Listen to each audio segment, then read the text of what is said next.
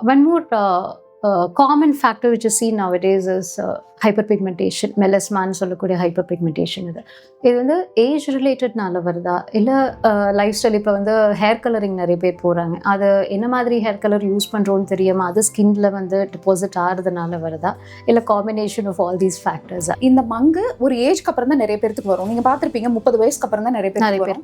ஆனால் 20 வயசுக்குள்ளேயும் வரலாம். It's very very rare. Lemon juice இதெல்லாம் வந்து ஸ்கின்னுக்கே வந்து அப்ளை பண்ணக்கூடாதுன்ற ஸ்கின் டைப்ஸும் இருக்கும். மஞ்சள் அப்ளை பண்ணலாமா கூடாதா? It's a home remedy. ஏன் வந்து நேச்சுரல் ப்ராடக்ட் தானே, நம்ம அப்ளை பண்ணலாம்ல அப்படிங்கிற மாதிரி தான் நிறைய பேர் கேட்பாங்க. சமையலுக்கு யூஸ் பண்ணுற மஞ்சளே வந்து ஈவன் குக்குமென்லாம் இருந்தாலுமே வந்து it is got lot of other harmful chemicals. அந்த பர்டிகுலர் ஏரியாவில் அலர்ஜி வந்து அந்த இடம் பிளாக் ஆகும். ஃபேஸில் மஞ்சள் அப்ளை பண்ணாமல் நம்ம ஃபுட்டில் போட்டுக்கிறது ஐடியலாக இருக்கும். சென்சிட்டிவ் ஸ்கின் 100% அப்ளை பண்ணக்கூடாது. அவங்க அலர்ஜிக்கா அப்படிங்கிறது சின்ன வயசுலேருந்தே தெரியாது. But not to apply. வயிற்று மாவு யூனிஃபார்மாக கிரைண்ட் பண்ணியிருக்க மாட்டாங்க. குழந்தைங்களுக்கெல்லாம் கூட அதை வந்து அப்ளை பண்ணி குளிக்க வச்சு ஹெல்தியர் ஸ்கின் வேணுங்கிறதுக்காக நம்ம யூஸ் பண்ணக்கூடிய ப்ராடக்ட்ஸ் மாய்ஸ்சரைசராக இருக்கலாம். அதுக்கு கூட அலர்ஜிக் ரியாக்ஷன் வரும். ஸ்கின்ல மேனிஃபெஸ்ட் ஆகிற ஒரு சில விஷயங்கள் நம்ம அப்படியே சாதாரணமாக விட்டுற முடியாது. ஈவன் ஈஸ்னோஃபில் கவுண்ட்ஸ் ஜாஸ்தியாக இருந்ததுன்னா கூட கவுண்ட், அதனால ஐஜிஇ கவுண்ட் இந்த மாதிரி ரேஸ்டாக இருந்துச்சுன்னா நம்மளுக்கு இச்சிங் வரலாம். இன்டெஸ்டைன்ல இருக்கிற ஒரு மேஜர் டிஸ்ஃபங்க்ஷனை எங்களால ட்ரீட் பண்ண முடியாது. எம்பிபிஎஸ் லெவலுக்கு நாங்க என்ன படிச்சிருப்போமோ அதை நாங்க ட்ரீட் பண்ண முடியும், அட்வைஸ் பண்ண முடியும். ஒரு ஸ்பெஷாலிட்டி டாக்டர்ஸ் கிட்டயும் நம்ம போய் கன்சல்ட் பண்றது தான் ஐடியா தான் இருக்கும். எக்ஸிமா கண்டிஷன்ஸோ இல்லை சோரியாசிஸோ இந்த மாதிரி ஸ்கின் கண்டிஷன்ஸ் வந்து இந்த ப்ராடக்ட்ஸ்னால வருதா, இல்லை ஹார்மோன் க்ளோ ஜென்ரேஷனில் பார்த்தீங்கன்னா நிறைய பேருக்கு வந்து இந்த ப்ரீமெச்சூர் கிரேயிங்னு சொல்லக்கூடிய இளநிறை அப்படின்றது வருது. ஸ்கின்னுக்கு வந்து விட்டமின் டி அப்படின்றது ரொம்ப முக்கியம். நமக்கு நேச்சுரல் சன்லைட்லேருந்து வராது. And what is the ideal time to be in the sunlight for getting this vitamin D? சன்லைட்டில் எத்தனை மணிக்கு நிற்கணும் அப்படின்னா 11 o'clockலேருந்து 3 o'clock வரைக்கும். ஓகே. அந்த வெயிலில் டெய்லியுமே நம்ம நிற்கணும்.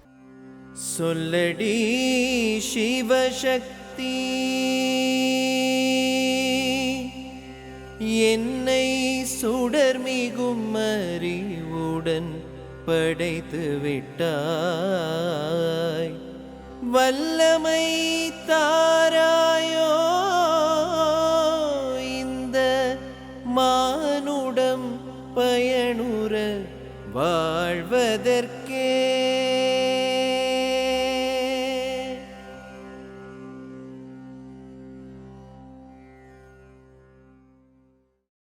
இப்போ நிறைய பேர் வந்து அந்த ஹோம் ரெமெடிஸ் வந்து யூஸ் பண்ணுறாங்க. இந்த ஹோம் ரெமெடிஸ் வந்து எல்லா ஸ்கின் டைப்ஸுக்கும் சூட்டபிள் கிடையாது. சில ஆக்னே ப்ரோன் ஸ்கின்ஸும் வந்து வீட்லேயே நாங்கள் வந்து பார்த்துக்குறோம் அப்படின்வாங்க. நீங்கள் சொன்ன மாதிரி அந்த ஸ்க்ரப்ஸ் போடுறதோ இல்லை சில டைப் ஆஃப் இது லைக் லெமன் ஜூஸ் இதெல்லாம் வந்து ஸ்கின்னுக்கே வந்து அப்ளை பண்ணக்கூடாதுன்ற ஸ்கின் டைப்ஸும் இருக்கும். ஸோ எந்த மாதிரியான ஸ்கின் டைப் பீப்புள் வந்து இந்த ஹோம் ரெமெடிஸை சுத்தமாக ட்ரையே பண்ணக்கூடாது? எக்ஸாக்ட்லி. இப்போ பார்த்தீங்கன்னா நிறைய பேர் பார்த்தீங்கன்னா மஞ்சளோட தான் வருவாங்க. நம்மளோட சவுத் இந்தியன் பீப்புள் வந்து நிறைய பேர் மஞ்சள் அப்ளை பண்ணுறதுங்கிறது ஒரு ட்ரெடிஷன் ஃபாலோ பண்ணுறாங்க. மஞ்சள் அப்ளை பண்ணலாமா கூடாதா? It's a home remedy. ஏன் வந்து நேச்சுரல் ப்ராடக்ட் தானே, நம்ம அப்ளை பண்ணலாம்ல அப்படிங்கிற மாதிரி தான் நிறைய பேர் கேட்பாங்க.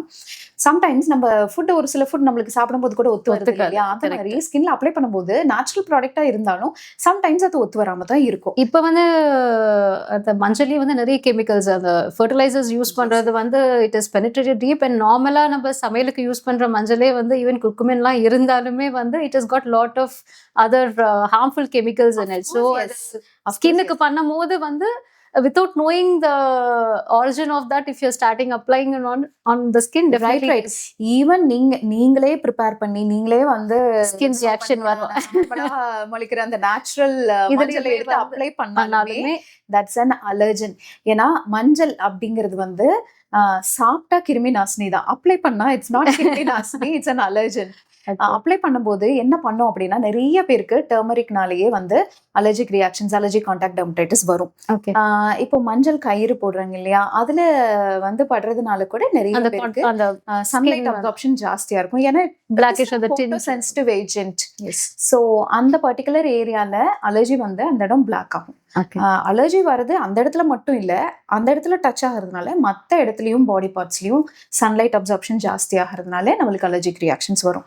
ஃபேஸ்ல மஞ்சள் அப்ளை பண்ணாம நம்ம ஃபுட்டில் போட்டுக்கிறது ஐடியலா இருக்கும். ஓகே ஓகே, பட் இது யாருமே வந்து அப்ளை பண்ணக்கூடாது, இது சென்சிட்டிவ் ஸ்கின் இருக்கவங்க மட்டும் அப்ளை பண்ண சென்சிட்டிவ் ஸ்கின் 100% அப்ளை பண்ணக்கூடாது. டெஃபினட்டா மத்தவங்க எல்லாம் அப்ளை பண்ணலாமா பண்ணக்கூடாதான்னு கேட்டா எப்ப அலர்ஜி வரும் நமக்கு சொல்ல சொல்ல தெரியாது. தெரியாது. ஓகே அவங்க அலர்ஜிக்கா அப்படிங்கிறது சின்ன வயசுல இருந்தே தெரியாது.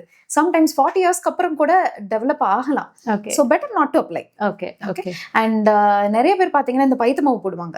அதுவும் ஒரு நேச்சுரல் ப்ராடக்ட் தான். அந்த பைத்து மாவு யூனிஃபார்மா கிரைண்ட் பண்ணிருக்க மாட்டாங்க. கோர்ஸ் குழந்தைங்களுக்கெல்லாம் கூட அது வந்து அப்ளை பண்ணி குளிக்க வச்சு அப்போதைக்கு அந்த குழந்தை சாஃப்டா தான் இருக்கும். ஆனா அது வளர்ந்ததுக்கு அப்புறம் தான் தெரியும் ஒரு பிக்மெண்டேஷன் வர ஆரம்பிக்கும். அது ஏன் வந்துச்சுன்னே அந்த குழந்தைக்கே தெரியாது வளர்ந்ததுக்கு அப்புறம். சின்ன வயசுல அவங்களுக்கு வந்து அதை தேய்ச்சி குளிப்பாட்டி இருப்பாங்க. It creates minute cuts and abrasion that can lead to pigmentation. That is called as macular amyloid ன்னு சொல்லுவோம். ஓகே லாங் டர்ம்ல இப்ப ஸ்க்ரப்ஸ் யூஸ் பண்றாங்க இல்லையா, லூஃபா, அதெல்லாம் இந்த கேட்டகரியில தான். It's a part of physical exfoliation. Okay ஒரு சிலர் பாத்தீங்கன்னா முதுகோட அப்பர் பேக்ல, கையோட வெளிப்பகுதியில, ஷின்ல, இந்த பார்ட்ஸ்ல காமனா ஒரு பிக்மெண்டேஷன் வரும். டாட் டாட்டா வர ஆரம்பிக்கும், அப்படியே ஸ்ப்ரெட் ஆகி மர்ஜ் ஆகி ஒரு ரெட்டிகுலேட் பேட்டர்ன் மாதிரி வரும். இதுக்கு பேர் தான் macular amyloid. ஓகே இது வந்து அந்த ஸ்க்ரப்ஸோட அப்ளை பண்ணும்போது நம்ம வந்து மைனூட் கட்ஸ் வர்றதுனால கொஞ்ச நாள் கழிச்சு அது பிக்மெண்டேஷனா வரும். ஸ்க்ரப்ஸ் 10 வருஷத்துக்கு முன்னாடி யூஸ் பண்ணிருப்பாங்க, ஆனா இப்ப பிக்மெண்டேஷன் வந்திருக்கும்.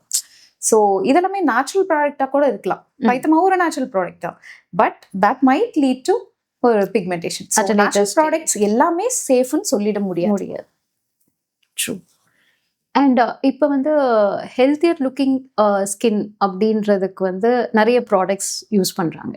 அண்ட் அதனால சைட் எஃபெக்ட்ஸ் வருது, அதெல்லாமே இருக்கு. லைக் ஆஸ் ஹோம் ரெமெடிஸ் மாதிரி மற்ற காஸ்மெட்டாலஜி ப்ராடக்ட்ஸும் வருது. இதனால this will later lead to eczema கண்டிஷன்ஸோ இல்லை சோரியாசிஸோ இந்த மாதிரி ஸ்கின் கண்டிஷன்ஸ் வந்து இந்த ப்ராடக்ட்ஸ்னால வருதா இல்லை ஹார்மோனல் இம்பேலன்சஸ்னால வருதா?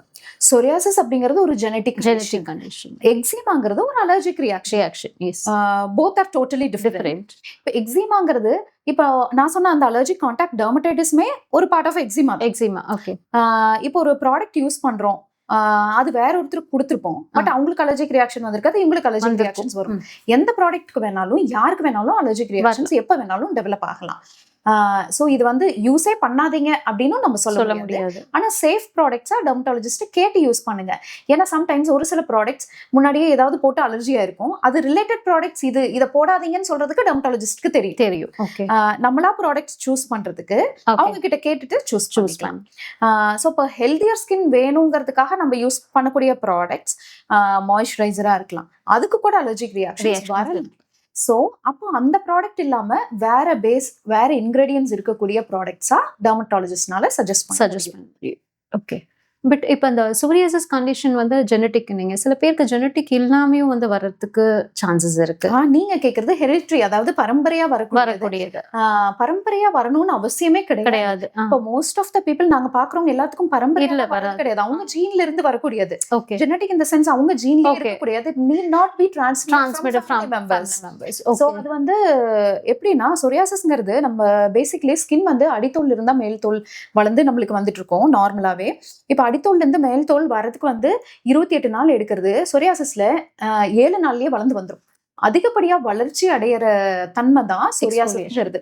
இந்த சொரியாசிஸ் ஸ்ட்ரெஸ்னால ரொம்ப ஜாஸ்தி ஆகும். ஸ்மோக்கிங், ஆல்கஹால், இது எல்லாமே பிரெசிபிடேட் பண்ணும் சொரியாசிஸை. ஸோ பெட்டர் இதுக்கெல்லாம் வந்து நீங்க ப்ராப்பரான ட்ரீட்மெண்ட் எடுத்துட்டா சொரியாசிஸ்ங்கிறது பயமுறுத்தக்கூடிய டிசார்டரே கிடையாது.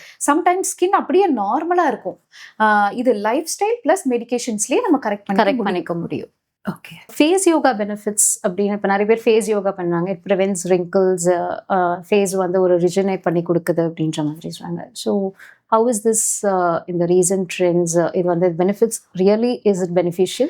ஃபேஷியல் யோகா பண்ணா ரிங்கிள்ஸ் குறைஞ்சிருது அப்படின்னு நிறைய இதில் பார்த்துருப்போம் இல்லைங்களா. ரிங்கிள்ஸ் குறையுது அப்படின்னா few minutes or few hours நம்மளுக்கு கொஞ்சம் எலிவேட்டடா இருக்கும், பிளட் சர்க்குலேஷன் இம்ப்ரூவ் ஆகும், கொஞ்சம் பிளம்பியா இருக்கும், அதனால நம்மளுக்கு குறைஞ்ச மாதிரி இருக்கும்.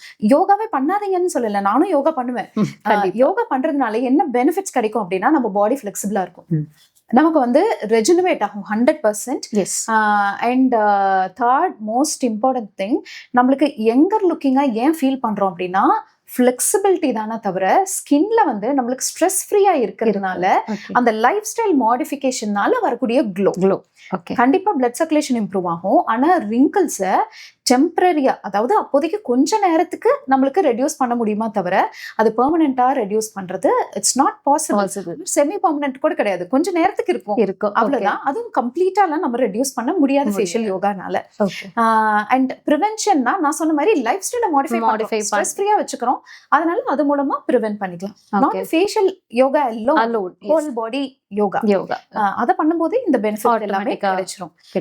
சோ ரிங்கிள் அப்படின்னா அதுக்கான ப்ராப்பர் ட்ரீட்மெண்ட் எடுத்தாதான் அது ரெடியூஸ் ஆகும். இப்போ ப்ரெசென்ட் ஜென்ரேஷன்ல பார்த்தீங்கன்னா நிறைய பேருக்கு வந்து இந்த ப்ரீமெச்சூர் கிரேயிங்னு சொல்லக்கூடிய இளநிறை அப்படின்றது வருது. அண்ட் இதுவுமே வந்து லைஃப் ஸ்டைல் சேஞ்சஸ்ன்னு ஹார்மோனல் எல்லாமே சொன்னாலுமே ஹவு டு ப்ரிவென்ட் இட்? ஏன்னா இது இந்த கிட்டத்தட்ட டீனேஜர்ஸ்க்கோ இல்லை ரொம்ப யங்ஸ்டர்ஸுக்கு இது வரும்போது it naturally destroys a self confidence. So என்ன மாதிரி methods or measures we need to take to prevent? இந்த ப்ரீமெச்சூர் கெனைட்டிஸ் அப்படின்னா இளநரைன்னு தமிழ்ல சொல்லுவோம். 20 வயசுக்கு முன்னாடி வருது வந்து இளநரைன்னு சொல்லுவோம். ஒரு 1 or 2 hairs வந்து doesn't matter, more then 10 hairs அப்படிங்கும்போது கொஞ்சம் விசிபிளா தெரியும். நீங்க சொன்ன மாதிரி அவங்களோட கான்ஃபிடென்ஸை குறைக்கும். இது எதனால வருது அப்படின்னா மோஸ்ட் காமன் காஸ் வந்து ஜெனட்டிக் ஆர் ஹெரிடிட்டரி, பரம்பரையா வரலாம், இல்லைன்னா உங்க ஜீன்ல இருக்கலாம். Other factors can be dietary patterns. இப்போ டயட் ப்ராப்பரா இல்லை, ஏதோ ஒரு டெஃபிஷியன்சி இருக்கு அப்படின்னா நமக்கு அது கிரேயிங்கா மேனிஃபெஸ்ட் ஆகும். அது கேன் பி ட்ரீட்டபிள். அதை ட்ரீட் பண்றோம் அப்படின்னா அந்த டெஃபிஷியன்சி கரெக்ட் பண்ணாலே அவங்களுக்கு வந்து சம்டைம்ஸ் வெறும் அயன் டெஃபிஷியன்சி இருக்கலாம், அதனாலே அவங்களுக்கு வந்து கிரேயிங் வரும். ஸோ அதை ட்ரீட் பண்ணாலே அவங்களுக்கு ரிவர்ஸ் ஆகிறதுக்கே சான்சஸ் இருக்கு. ஸோ அதனால ப்ராப்பரா என்னென்ன காசஸ்னால இது வரலான்னு தெரிஞ்சுக்கிட்டு அதை டெஸ்ட் பண்ணி அதை ரூல் அவுட் பண்ணிட்டு அதுக்கப்புறம் நம்ம ட்ரீட் பண்றது ஐடியல். இதுல மெஷர்ஸ் அப்படின்னு பார்த்தா நிறைய பேர் ஸ்ட்ரெஸ்னால தான் சீக்கிரம் வந்து கிரேயிங் வரும்னு சொல்லுவாங்க. But actually it's true. நம்ம லைஃப் ஸ்டைல் மாடிஃபிகேஷன்ஸ் இதுலயும் முக்கியம். Most of the major skin டிஸார்டர்ஸ்ல லைஃப் ஸ்டைல் மாடிஃபிகேஷன்ஸ் பண்ணாலே நம்மளுக்கு ஹாஃப் த ப்ராப்ளம். ஓகே, ஸ்கின்னுக்கு வந்து விட்டமின் டி அப்படின்றது ரொம்ப முக்கியம். நமக்கு நேச்சுரல் சன்லைட்லேருந்து வராது. சப்ளிமெண்ட்ஸ் இல்லாமே இப்போ வந்து அந்த நேச்சுரல் சன்லைட்டில் விட்டமின் டி நமக்கு கிடைக்கிறதுக்கு என்ன பண்ணணும்? And what is the ideal time to be in the sunlight for getting this vitamin D? Vitamin D நேச்சுரலா நம்மளுக்கு வேணும்னா சன்லைட் தான். சன்லைட்ல இருந்து ஸ்கின் வந்து அதை அப்சர்வ் பண்ணி அதை வைட்டமின் டியோட ஆக்டிவ் ஃபார்மா மாற்றி நம்மளோட பிளட்டு கொடுக்கும். ஸோ சன்லைட்ல எத்தனை மணிக்கு நிற்கணும் அப்படின்னா 11 o'clockலேருந்து 3 o'clock வரைக்கும். ஓகே, அந்த வெயில்ல டெய்லியுமே நம்ம நிற்கணும். அதுவும் எக்ஸ்போஸ்ட் ஏரியாஸ் எதுவா இருக்கும்? வெறும் ஃபேஸ் அண்ட் கை, அதுல மட்டும் ஃபுல்லா வைட்டமின் டி நம்மளுக்கு கிடைச்சிடாது. ஹோல் பாடி எக்ஸ்போஷர் வேணும். That is not possible. Yes. So டெய்லியும் நிற்கிறதும் இட்ஸ் நாட் பாசிபிள். என்னாகும்? ஒன்று டேன் வரும், காஸ்மெட்டிக்கா we won't look better. And ரெண்டாவது சன்லைட்னால வரக்கூடிய டேமேஜஸும் ஜாஸ்தி. ஓகே. ஸோ இதுல ஒரு சில ஸ்டடீஸ் கூட நீங்க பார்த்துருப்பீங்க, நிறைய சர்வே ஸ்டடீஸ் இதெல்லாமே.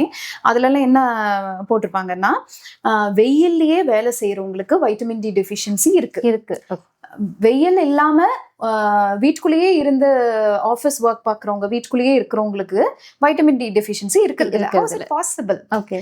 ஸோ ஆக்சுவலி அந்த absorption of sunlight into the skin அவங்களோட ஸ்கின்னோட தன்மையை பொறுத்தது இது இருக்கு. ஸோ அதனால வெயில்ல போய் நின்றுதான் நம்மளுக்கு வந்து நம்ம வைட்டமின் டி எடுத்துக்கணும் அவசியம் இல்லை. இன்கேஸ் நீங்க டெஃபிஷியண்டா இருந்தா வைட்டமின் டி செக் பண்ணிட்டு டெஃபிஷியண்டா இருந்தா டேப்லெட்ஸ் எடுத்துக்கலாம். சப்ளிமெண்ட்ஸ்ங்கிறது வெரி சிம்பிள்.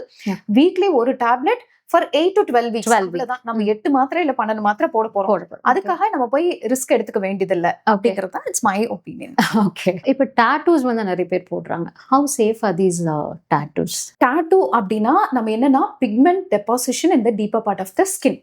அந்த பிக்மெண்ட் டெபாசிட் பண்ணிட்டா அது அப்படியே நம்மளுக்கு லைஃப் லாங்கா இருக்கும். நீடில்ஸ் ரீயூஸ் பண்றாங்களா இல்ல புது நீடில் யூஸ் பண்றாங்களா அப்படிங்கறது கண்டிப்பா பாத்துக்கணும். ஏன்னா இந்த நீடில் இன்ஜுரினால கூட ஒரு சில இன்ஃபெக்ஷன்ஸ் நம்மளுக்கு டிரான்ஸ்மிட் ஆகலாம். ப்ரிவென்ஷன் ஆஃப் த ரிங்கிள்ஸ் அதுக்கு எல்லாமே வந்து பொட்டாக்ஸ் ட்ரீட்மெண்ட் இருக்கு. How safe are these Bordeaux treatments? நம்மளுக்கு ஹைப்பர் ஆக்டிவா இருக்கிற மசில்ஸை கொஞ்சம் ரிலாக்ஸ் பண்ணி வைக்கும், அவ்வளவுதான். இப்போ நம்ம நெத்தியை சுருக்கும் போதோ சிரிக்கும் போதோ அங்கங்க ரிங்கிள்ஸ் ஃபார்ம் ஆக ஆரம்பிக்கும். அந்த ரிங்கிள்ஸை ரெடியூஸ் பண்ணக்கூடியது தான் botox or botulinum toxin injections சொல்லுவோம். அலர்ஜிக் ரியாக்ஷன்ஸ் கூட வரலாம். ஏன்னா botulinum toxin should be injected at the right point. Oil absorption இல்ல அந்த oil application to obtain vitamin D, is it okay? Coconut oil அப்படிங்கிறது சன் ப்ரொடெக்டிவ்னு ஒரு சில ஸ்டடீஸ் சொல்லுது, ஒரு சில ஸ்டடீஸ் வந்து இட்ஸ் நாட் சோ அப்படின்னு சொல்லுது. ஸோ இப்போ ஒரு oil application for the face, is it advisable or no அப்படின்னு கேட்டா நான் நோ தான் சொல்வேன். சொல்லடி சிவசக்தி, என்னை சுடர்மிகும் அறிவுடன் படைத்து விட்டாய், வல்லமை தாராயோ இந்த மானுடம் பயனுற வாழ்வதற்கே.